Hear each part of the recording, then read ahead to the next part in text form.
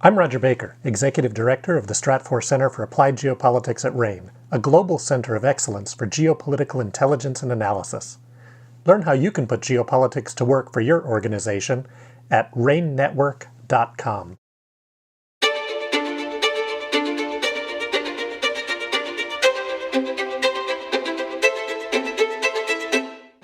Welcome to RANE's Essential Geopolitics podcast. My name is Emma Kami and I will be your host today.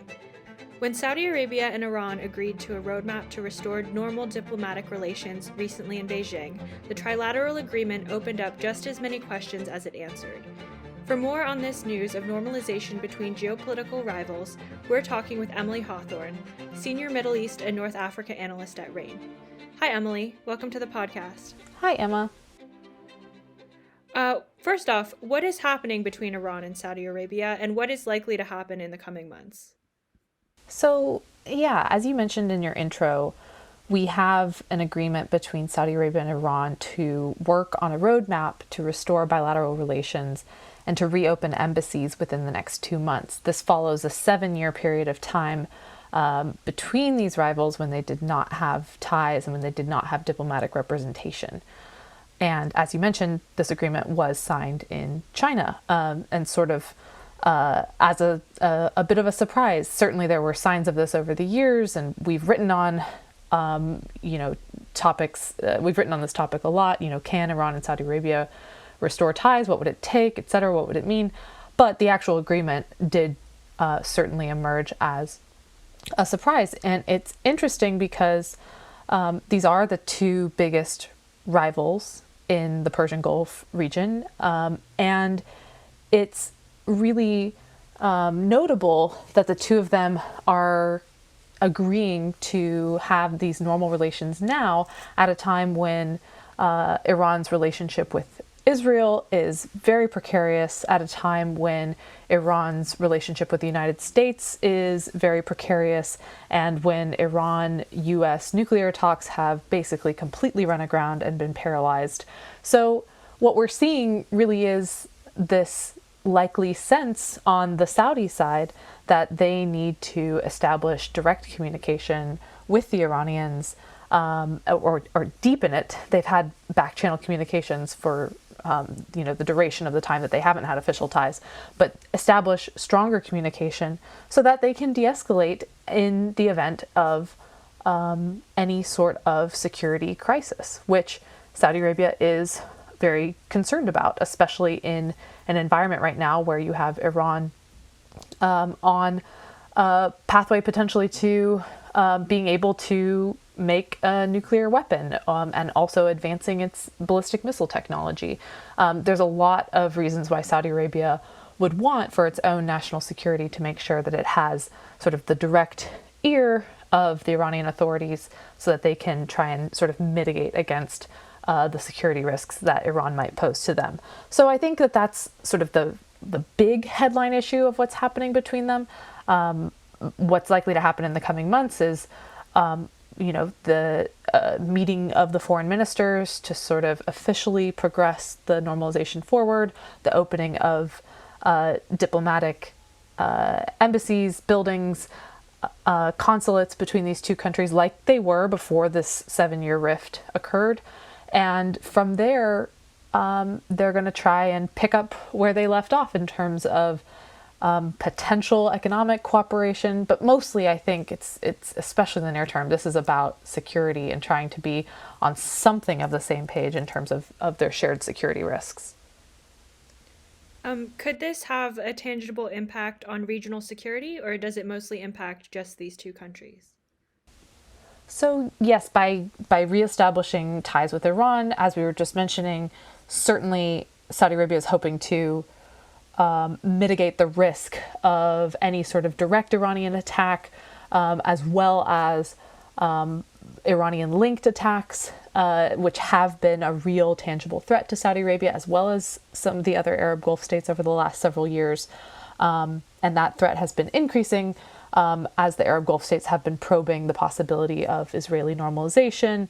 Those closer ties between Israel and the Arab Gulf states makes Iran very nervous.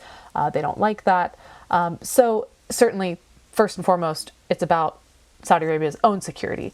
However, these two countries are engaged in, a handful of governments and conflict zones across the region. The main one is in Yemen.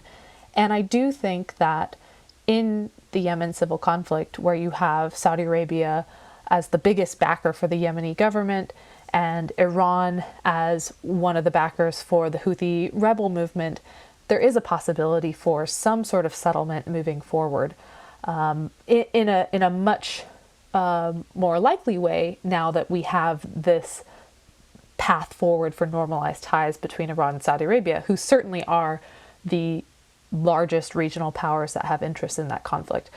It needs to be said, of course, that the Yemen conflict is driven by local dynamics. There are resource concerns. There are, civil conflict dynamics that are sort of the nucleus of the conflict itself. But there is that regional layer to it where both Iran and Saudi Arabia have prolonged the conflict by inserting their own interests into it. But Saudi Arabia, we know right now, over the last few years, has been trying to find a way to pull out of the conflict. So I think that is one of the primary places where we might see a regional security impact. And if we did see an easing to the Yemen civil conflict, if we did see some sort of political settlement between the Houthi rebels and the Yemeni government, which of course would be complicated, but is a plausible outcome here, it would have certainly a positive impact on humanitarian suffering in Yemen, as well as a positive impact in terms of security for anybody that is sort of around Yemen. Certainly the other Arab Gulf states would be very, very interested and would be happy if there was some sort of settlement in the Yemen conflict. So I think that's the main sort of regional place where we might see this happen. Some of the other places where Iran has a lot of influence, like Iraq or Lebanon, Saudi Arabia simply doesn't have the same level of influence. They certainly don't have armed forces on the ground that they're supporting in the same way that Iran does. So there's a limited likely impact to regional stability in those theaters. And what is the significance of China brokering the agreement? Yes, so much ink has rightly been spilled about the fact that China was the one that brokered this agreement, and not any sort of Western power, certainly not the United States, which really wouldn't be able to do it because it doesn't have, really functional ties with Iran. I think it is an absolute diplomatic win for China vis-a-vis the United States, which has traditionally, over the last many decades, been one of the sort of global powers that presides over regional conflict mediation and is sort of one of those countries that has a lot of stake and say in regional mediation between rivals within conflicts. I mean, the Camp David agreement that eased relations between Egypt and Israel during the Carter administration. That's just one example among many. So certainly it's a diplomatic win for China vis-a-vis the U.S. to have been the one that brokered this agreement. I do think it does show some of the impact of the fact that the United States government in recent years has not prioritized this region, Middle East, North Africa, vis-a-vis other areas of the world, specifically the Indo-Pacific. And that's just tied in with sort of the hierarchy of priorities and national security concerns that the United States has. So, and certainly, the war in Ukraine has been a huge focus of the US and other Western governments over the last year. So I do think it's very intriguing, and it opens up a ton of questions for what could China do in other parts of the region. Is China interested in being a mediator in other regional conflicts? Could it, we've been debating internally, like where would we see China sort of ease tensions in the region? China's interests here, in terms of brokering an agreement between Iran and Saudi Arabia is likely very much to do with energy stability, economic stability. China is sort of the main customer for Middle Eastern energy. And Saudi Arabia and Iran, of course, are both huge oil and gas producers. So China has an interest there because certainly an agreement between these two countries can have a positive impact on energy markets over time. And I think also it's important to consider when we think about where and if China might have an interest in being more involved politically in the region.